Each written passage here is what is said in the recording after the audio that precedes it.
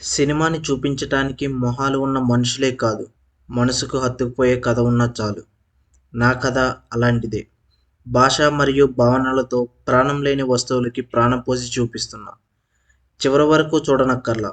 Skip చేయకుండా సగం వరకు చూడండి. నచ్చితే చివరి వరకు చూసి సపోర్ట్ చేసి సబ్స్క్రైబ్ చేసుకోండి. నాన్న చెప్పు. ఇంటర్వ్యూ అయిపోయిందా నాన్న? ఇప్పుడే థర్డ్ రౌండ్ అయిపోయింది. ఇంకా రిజల్ట్ రాలేదు. అయినా 3 ఇయర్స్ బాండ్ అంటున్నారు నాన్న. మళ్ళీ 15,000 ఇస్తున్నారంట. నాకెందుకో అక్కర్లేదు, వచ్చేద్దాం అనుకుంటున్నాను నాన్న. కొంచెం ఈ జాబ్ అయినా వచ్చేలా చూడనా? అప్పుల వాళ్ళంతా ఇంటి మీదకి వచ్చేలా ఉన్నారు. కనీసం మీకైనా జాబ్ వచ్చిందంటే కొంచెమైనా గడువిస్తారేమో. ఈ ఒక్కసారికి జాబ్ వచ్చేలా చూడనా? సరే సరే నాన్న, నేను మళ్ళీ చేస్తాను. ఉంటా. సరే సరే, మంచిది. Teja, Kalyan, Murali. Except for these guys, the rest may leave. Congratulations guys. The final round of the interview will be in shortly. Get ready and all the best.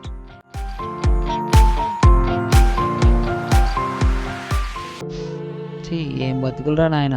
బతుకు మొత్తం ఈ జాబ్ మీదే ఆధారపడినట్టు మాట్లాడుతున్నాడు ఈ పెద్ద మనిషి.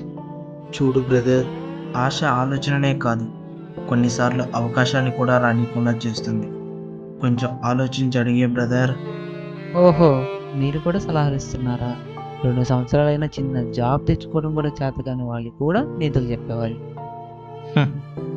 ఈ కంపెనీ ఎంట్రీ గేట్ దగ్గర 6 నెలలుగా సెక్యూరిటీ జాబ్ చేస్తున్నాను. చిన్నదో పెద్దదో బ్రతకడానికి ఏదో ఒకటి చేయాలి.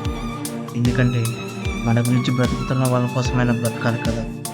నా డిప్లొమా నుండి బీటెక్ వరకు ప్రతి సంవత్సరం కాలేజ్ టాపర్ని. అహంకారమే నన్ను హైదరాబాద్ వరకు తీసుకొచ్చింది. 6 నెలల్లోనే కోర్స్ మొత్తాన్ని కంప్లీట్ చేసి ఇంటర్వ్యూస్కి అటెండ్ అవ్వడం స్టార్ట్ చేశాను. అది నా ఫస్ట్ ఇంటర్వ్యూ. ఫస్ట్ రౌండ్ నుండి మేనేజర్ రౌండ్ వరకు అన్నీ క్లియర్ చేశాను. ఫైనల్గా హెచ్ఆర్ రౌండ్లో 2.5 LPA శాలరీ 2 ఇయర్స్ బాండ్ అన్నారు. నేను 2.5 LPA అంటే చాలా తక్కువ అని ఆలోచించి చెప్తాను ఇంటర్వ్యూ నుండి వచ్చేసాను.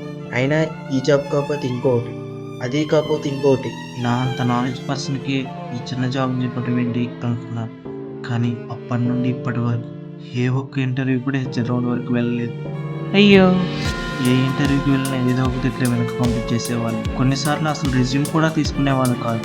ఇంకొంతమంది అయితే ఫేస్ చూసి రిజెక్ట్ చేసిన వాళ్ళు కూడా ఉన్నారు.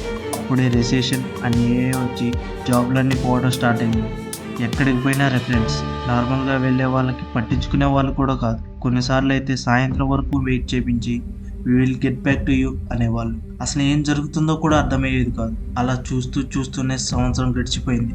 ఇక ఎక్కడికి పోయినా ఫ్రెషర్స్కి వేకెన్సీస్ లేవు, ఓన్లీ ఎక్స్పీరియన్స్ క్యాండిడేట్స్ మాత్రమే హైర్ చేసుకుంటున్నాం అనేవాళ్ళు. దాంతో కొత్తగా వచ్చిన టెక్నాలజీస్ నేర్చుకోవడం మొదలుపెట్టాను. ఏది స్టార్ట్ చేసినా కోర్స్ కంప్లీట్ అయ్యేలోపే అవుట్డేటెడ్ అయిపోయేవి. ఇంకొంతమంది ఏమో 1+2+ ఇయర్స్ ఆఫ్ ఎక్స్పీరియన్స్ అడిగేవాళ్ళు. ఫ్రెండ్స్ అందరూ జాబ్ చేస్తున్నారు. చుట్టాలు చుట్టుపక్కల వాళ్ళు అడగడం మొదలుపెట్టారు.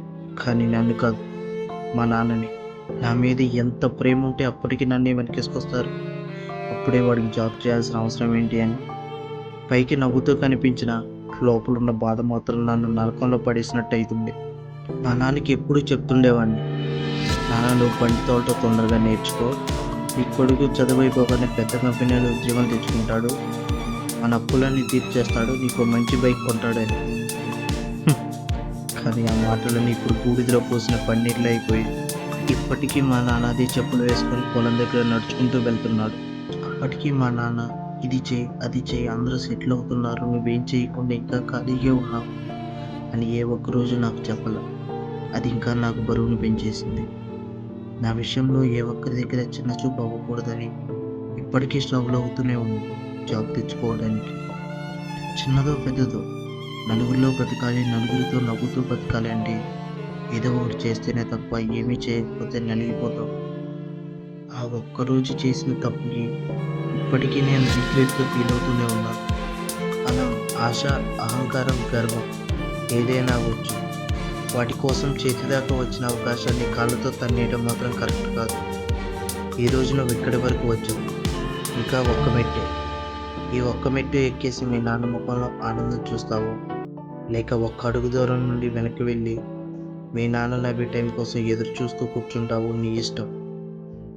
ఒక్కసారి తప్పు చేస్తే చెరిపేసి మళ్ళీ స్టార్ట్ చేయడానికి మనం పెన్సిల్తో రాయటం లేదు, కాలంతో అడుగులు వేస్తున్నాం. ఒక్కసారి రాసామంటే వెనక్కి తిరిగి చూసుకోవడమే తప్ప సరి చేసుకోవడానికి ఇంకో అవకాశం కూడా రాదు.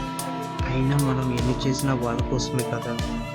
అలాంటిది వాళ్ళే మనం చేసే పనులకి ఆనందంగా లేరంటే బాగోదు. కొన్నిసార్లు అడ్జస్ట్ అవ్వాలి, తప్పదు. గతంలో చేసిన తప్పులను సరిదిద్దుకునే అవకాశం ప్రతిసారి రాదు, కానీ ఎప్పుడు వచ్చిన అవకాశాలు అప్పుడు వినియోగించుకోలేకపోతే మళ్ళీ వెనకబడిపోతాం. తప్పులు చేయకుండా ఈ ప్రపంచంలో ఎవరు ఉండరు.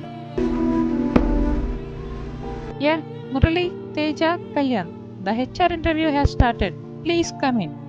కానీ అలాంటి తప్పులు మళ్ళీ ఎప్పుడు చేయకుండా ఎవరిని చేయనీయకుండా చూద్దాం. అలాంటి తప్పులు మీరేమైనా చేసుంటే కామెంట్లో కామెంట్ చేయండి. ఇట్లు మీ మురళీకృష్ణ ఇమ్మడి. చెడుటై వచ్చిందని తల వంచవరా, దెబ్బలు తిన్నా నేల నుంచి లేచిన వాడినిరా. ఒక్క ఛాన్స్ సరకే చాలు, నన్ను ఆపగలిగేది లోకం కాదు, నేను తప్ప.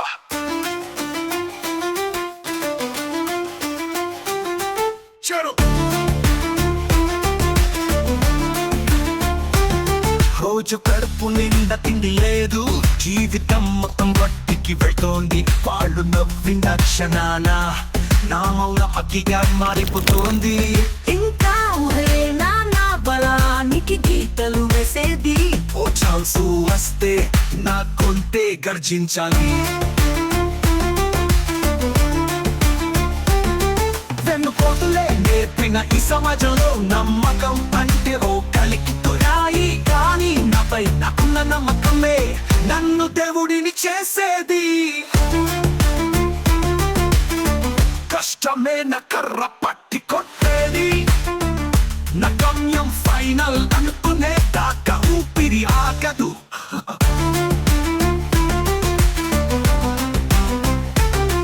రోజో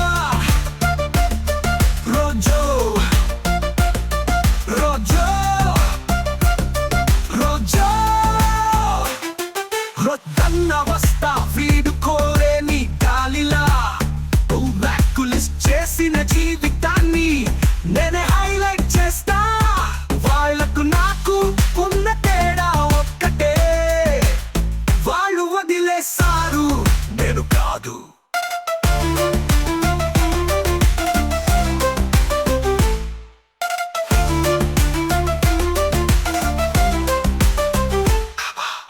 రోజు కడుపు నిండా తిండి లేదు, జీవితం మొత్తం వట్టికి వెళ్తోంది. వాళ్ళు నవ్విన క్షణాన నా